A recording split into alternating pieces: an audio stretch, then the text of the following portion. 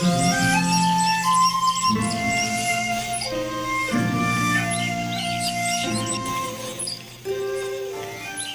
The lord. పరిశుద్ధుడైన యేసుక్రీస్తు వారి నామంలో అందరికి కూడా శుభాలు ప్రకటిస్తున్నాను. దేవుని యొక్క మహాకాపుదల, ఆయన యొక్క రక్షణ మనకి నిరంతరము తోడై ఉండబట్టి మనం ఈరోజు సజీవులంగా ఉన్నాం. అందులో ఏ సందేహం లేదు. అందరూ కూడా క్షేమంగా ఉన్నారు. మీ ప్రాంతాల్లో ప్రతి ఒక్కరు కూడా సురక్షితంగా ఉన్నారు అని నమ్ముతున్నాను. సమస్త మహిమ ఘనత మనం అందరము కూడా దేవునికే చెల్లించాలి. ప్రతిరోజు దేవుడు వాక్యం ద్వారా, తన మాటల ద్వారా మనల్ని బలపరుస్తూ వస్తున్నారు కదా. ఈరోజు కూడా దేవుడు మనందరితో మాట్లాడటానికి సిద్ధంగా ఉన్నారు. మీ యొక్క బైబిల్ గ్రంథములు మీ దగ్గర ఉన్నట్లయితే కీర్తనల గ్రంథము 138వ కీర్తన 7వ వచనం, సామ్స్ 138:7. నేను ఆపదలలో చిక్కుబడి ఉన్నను, నీవు నన్ను బ్రతికించెదవు. నా శత్రువుల కోపము నుండి నన్ను రక్షించుటకై నీవు నీ చేయి చాపెదవు, నీ కుడి చేయి నన్ను రక్షించును. దావీదు భక్తుడు చాలా అనుభవపూర్వకముగా ఈ యొక్క కీర్తనను రాస్తున్నట్లుగా చూడొచ్చు మనం.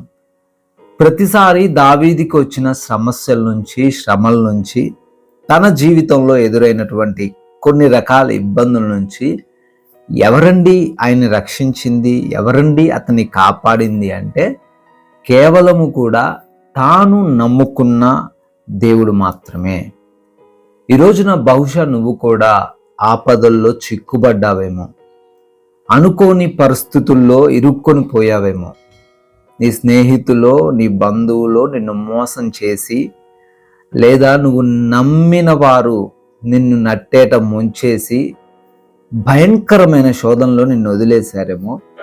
ఆ శోధన నుంచి విడిపించగలిగేది, ఆ ఆపద నుంచి రక్షించగలిగేది ఎవరున్నారా నువ్వు వెతుకుతున్నావేమో. దేవుడు చాలా క్లియర్గా మాట్లాడుతున్నాడు. దేవాతి దేవుడు చాలా సుస్పష్టంగా సెలవిస్తూ ఉన్నారు. ఆయన తన యొక్క కుడి హస్తం చాపి నిన్ను రక్షించబోతున్నాడు. హల్లెలూయా. అవునండి, ఈ లోకంలో మనం చూడగలిగితే ప్రతి ఒక్కరికి కూడా సెక్యూరిటీ చాలా ఇంపార్టెంట్. అంటే రక్షణ అనేది ఖచ్చితంగా కావాలి. ఆ రక్షణ ఎక్కడ ఉంటుందండి? ఫలానా ప్లేస్లోనే ఉంటుందండి, ఫలానా దేశంలో ఉంటుందండి అంటే మనం పొరపడుతున్నట్లే. చాలామంది మధ్య అమెరికా వెళ్తున్నారు. అక్కడ రాత్రి 6 or 7 దాటితే చాలు బందిపోటు దొంగలు అనొచ్చు, మేబీ వాళ్ళు దొంగతనం చేసే వాళ్ళు ఏం చేస్తారంటే గన్తో షూట్ చేయడానికి కూడా సిద్ధపడుతుంటారు. అంత సెక్యూరిటీ అనుకున్న దేశంలో కూడా, అంత ఫుల్ ఫ్లెడ్జ్డ్గా ఉన్నటువంటి ఆ దేశంలో కూడా ప్రజలు భయంతో బ్రతకాల్సి వస్తుంది. ఈ మధ్యకాలంలో తెలుగు విద్యార్థులు కూడా కొంతమంది మృత్యువాత పడ్డారు. Where is the safety? ఎక్కడండి రక్షణ?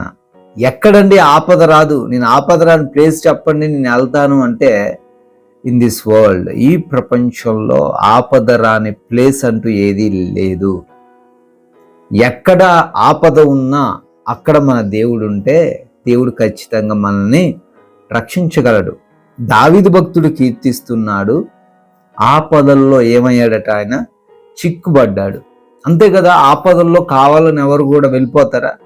అమ్మా ఎదురుగా ఏదొక ఊబి ఉంది, వెళ్తే చనిపోతావు అని చెప్తే ఎవరైనా వెళ్తారా?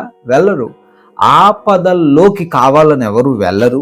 అక్కడ సమస్య ఉందని చెప్పి ఎవరు కూడా ఆ సమస్య దగ్గరికి వెళ్ళరు, కానీ చిక్కుబడతారు. చిక్కుబడ్డం అంటే మనకి తెలియకుండా, మన ప్రమేయం లేకుండా మనల్ని ఎవరైనా మోసగిస్తే, మనల్ని ఎవరైనా ఇబ్బందులకు గురి చేస్తే, మనల్ని కావాలని త్రోసేస్తే మనం ఆపదల్లో ఉంటాం. అంతేకాని కావాలని ఎవరు కూడా ఆపదలు కొని తెచ్చుకోరు. ఈరోజు నువ్వు చిక్కుబడ్డావేమో, ఆ చిక్కుబడిన ఆ చిక్కుల్లో నుంచి, ఆ ఆపద వంటి సమస్యల్లో నుంచి దేవుడు విడిపిస్తాడు. అదే ఈరోజు దావీదు భక్తుడు కూడా చెప్తున్నాడు. దేవుడు ఏం చేస్తాడట? ఆపదల్లో చిక్కుబడినను నువ్వు నన్ను రక్షించెదవు. హల్లెలూయా. ఈరోజు నువ్వు ఏ సమస్యతో పోరాడుతున్నా, ఏ ఆపదల్లో చిక్కుబడ్డా, ఎటువంటి భయంకరమైన పరిస్థితుల్లో నువ్వు ఉన్నా దిగులు చెందాల్సిన అవసరం లేదు, భయపడాల్సిన అవసరం లేదు, కృంగిపోయి అయ్యో నేనేం చేయలేను అని అనాల్సిన అవసరం ఎంత మాత్రం లేదు. ఏం చేయాలండి అంటే దేవునికి ప్రార్థించు. యేసుక్రీస్తు వారు మనందరినీ కూడా నిత్య అగ్ని నుంచి, నిత్య నరకం నుంచి రక్షించుటకు ఆయన కలువరి శిలువలో బలియాగం అయ్యారు. శిలువలో రక్తం కార్చారు. ఎందుకండి? ఆయనకేం పని లేక కార్చారా?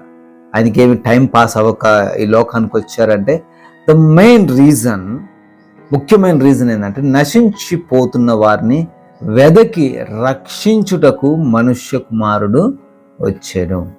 హల్లెలూయా. నిన్నెన్నడును విడువను, ఎన్నడును ఎడబాయను. హల్లెలూయా.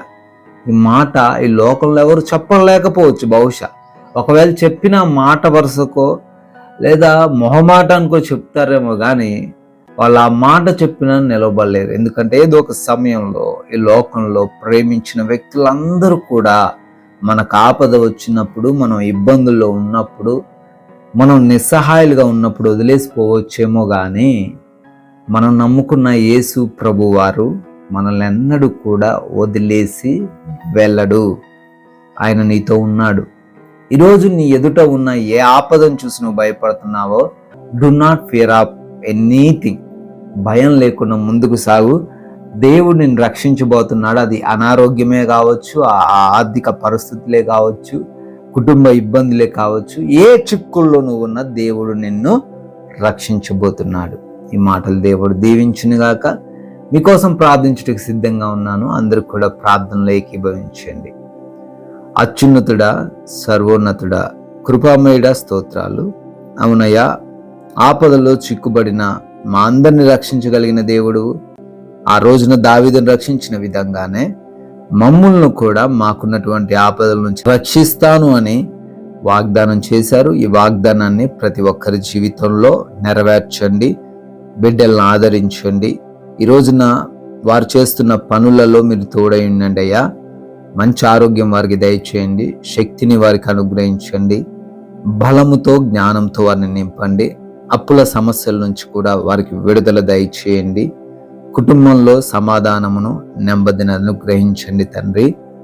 ఈ రోజున ప్రయాణిస్తున్న వారందరిని బట్టి అడుగుతున్నాం, వారి ప్రయాణాల్లో మీరు తోడై ఉండండి. రక్షణ సహాయమును అందరికీ దయచేయమని కూడా బ్రతిమాలుకుంటున్నాం. ప్రమాదాల అపాయాలు ఏవి కూడా వారిని ముట్టకుండా కాపాడమని, మీరే మహిమ ఘనత ప్రభావాలు పొందుకోమని యేసునామములో ప్రార్థన అడుగుతున్నాం తండ్రి.